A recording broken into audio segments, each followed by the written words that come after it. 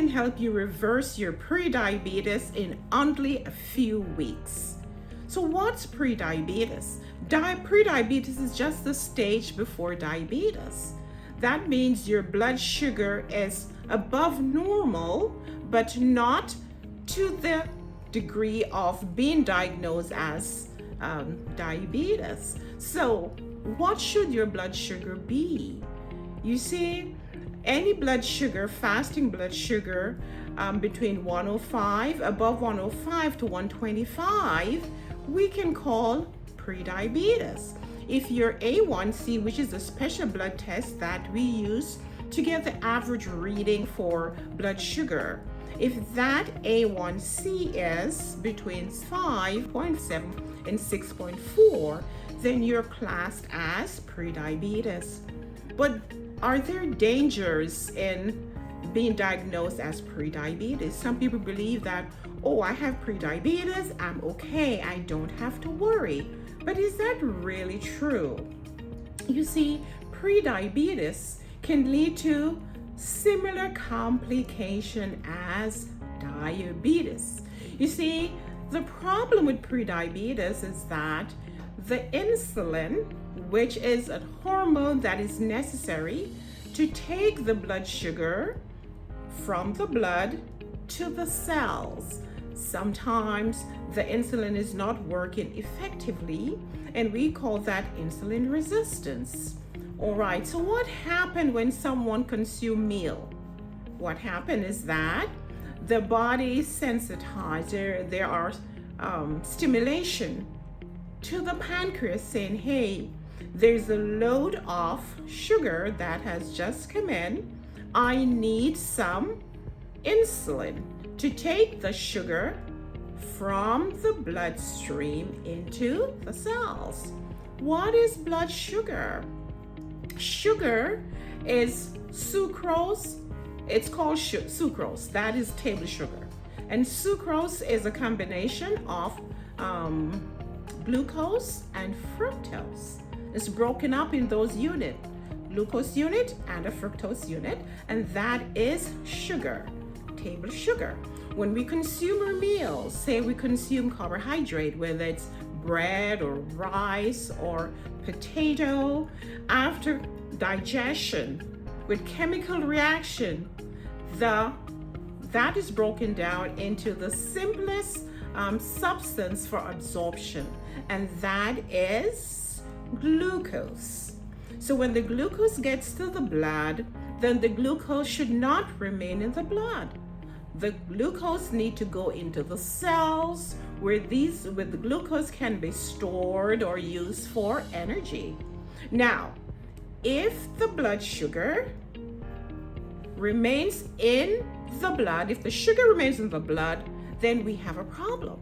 So we really need the insulin to move the sugar into the cells. So the insulin will knock on the cell door and say, hey, I have a load of sugar that I need to dump into the cell. Now, the receptors, so it's like a key and a lock. So therefore, what happens is that the insulin knocks on the door, hey, I need to get in, open up. The receptors on the cell membrane need to open up and let the sugar in, right? Let the insulin take the sugar in. But sometimes, if the patient has too much fat in the diet, the patient is just overweight or obese, then that fat gets to the lock and just plug up the lock. So when the insulin is like a key, gets to the door and say, I want to come in, the insulin cannot open the door to take the sugar in. So the sugar gets accumulated. Now the cell still wants the sugar, so then the pancreas secretes more insulin. Hey, more insulin to come to take more sugar in. So then the patient become hyperinsulinemic. So we have a high dose of insulin hanging around causing damage. And that is how we have prediabetes and some also type 2 diabetes. The idea is to lose the fat, clear up the cell membrane so that the insulin will be now sensitized to get in. That doesn't happen. Patient stays pre-diabetic or get to diabetes state. Now, who are at risk for diabetes? Well, if you have a family history of diabetes type 2, then it means that you are at risk. Now, it doesn't necessarily mean that you must get this diabetes. With a healthy lifestyle, you can actually inhibit the genes and you won't express the disease. Someone says that genetic load the gun, but your lifestyle pulls the trigger. So if you have a healthy lifestyle, then you will not necessarily get the diabetes. Now, if you are Black, African American, Indians, Latino, then you have a higher incidence of getting diabetes. So you have to be careful. Caucasian have lower risk or lower incidence of getting to diabetes type 2. Now, you have this. How do you fix this problem? Because if you want to be healthy and protect all of your cells, you know that with diabetes, all the entire body can be affected. There are just so many complications. But what do you need to do if you have diabetes? Are there symptoms? If you're pre-diabetic, sometimes really there are no symptoms. You may go to the doctor checks your blood and you realize that you have high sugar, not yet in the range of diabetes, or you have high A1C, not yet in the range, so you are pre-diabetic. What do? Here are some strategies for you to follow so you can reverse your pre-diabetes or even your type 2 diabetes in only a few weeks. Number one, of course, is food. Yes, the food you consume. Now, let's talk about food. There are different food groups. We have carbohydrates, we have protein, and we have fat. So where do you get most of that blood sugar? Well, it depends on the carbs. It's a carbohydrate. Because carbohydrates are made of multiple chains of glucose. All right? So therefore, when you consume carbohydrate, the body breaks down that carbohydrate into glucose. So if we're over consuming carbohydrate, then we'll have a problem. Now, if you're consuming simple carbohydrates like sugar or sodas, then your sugar is gonna spike. All right? So what should you do? Let's look at breakfast, for example. You're diabetic and you have breakfast and you say, okay, I need pancake with some syrup, I need eggs, and I need bacon or whatever, and orange juice. That is the worst because your sugar is going to spike, your insulin is going to shoot up, you could have sudden crashes, and you're going to have high sugars, low sugar, and so forth. So what should you have for breakfast, you may ask? Let's talk about breakfast.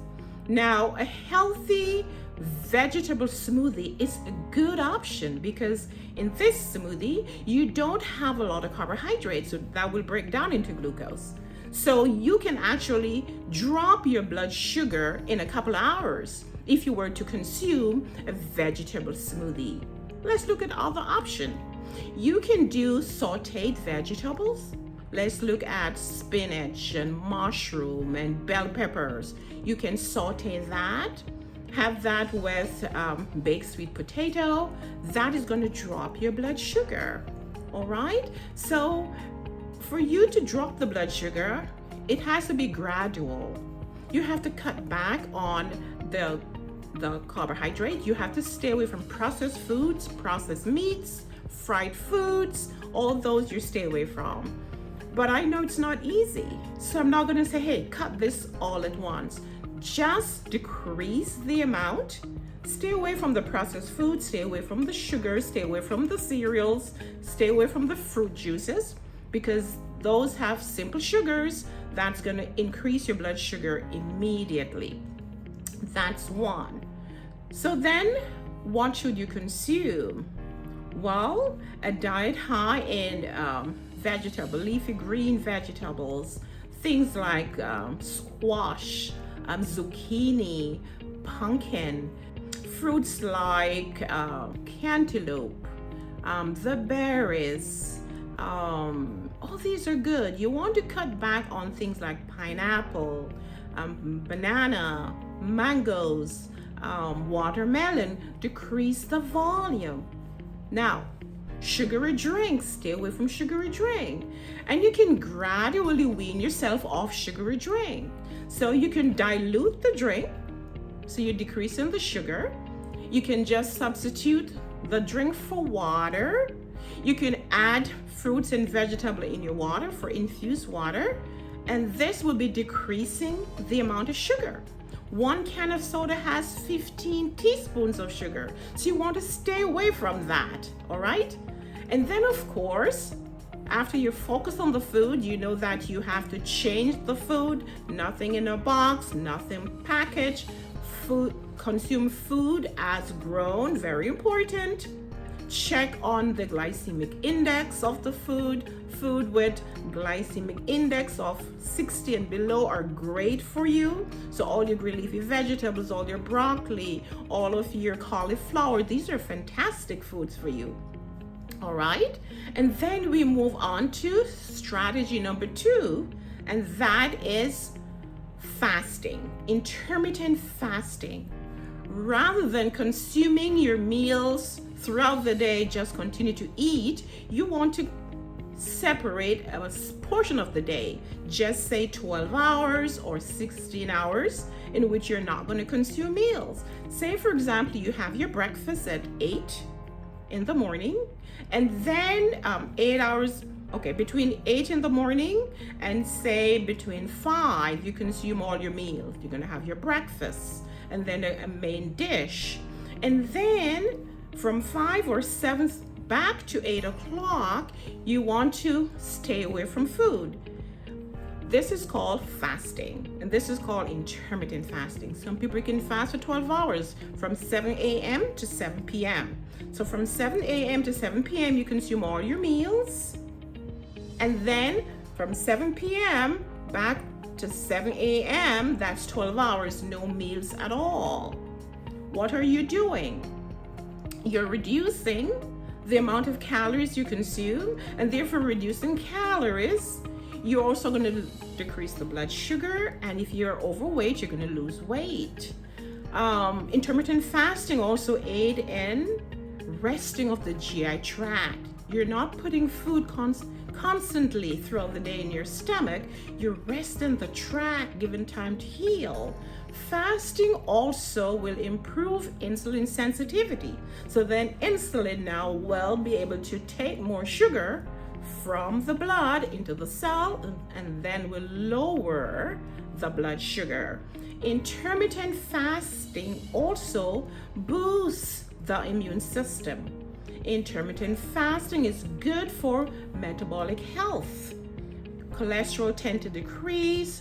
I mentioned already, blood sugar tend to decrease during intermittent fasting. Strategy number 3 is movement. And even though you think you don't have to or you don't have the time to exercise, just remember that after consuming every meal, you should move, exercise, walk between 10 to 20 minutes. And if you say I don't have time to walk, just walk in place, just move.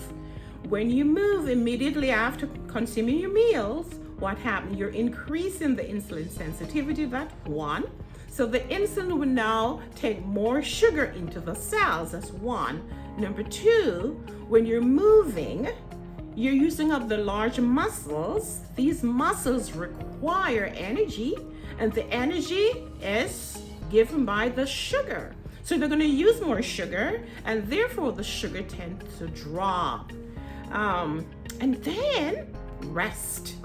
If you notice that if you have diabetes or high blood sugar, at nights if you're stressed and you don't sleep, what happens? We have hormones production. Glucocorticoid or steroids tend to increase blood sugar. So we have to ensure that you follow all 4 strategies. If you want to reverse your prediabetes or lower your blood sugar or even reverse type 2 diabetes fast, safe, in just a couple of weeks. So strategy number 1, focus on food. No processed food, no fried food. Cut the carbohydrates, cut out the sugars, the sodas, the sugary drink. 1. Number 2, you have to fast. Don't consume a lot of meals. It is even best to consume 1 meal a day or 2 meals a day. For me, I have been doing 2 meals a day for a long time.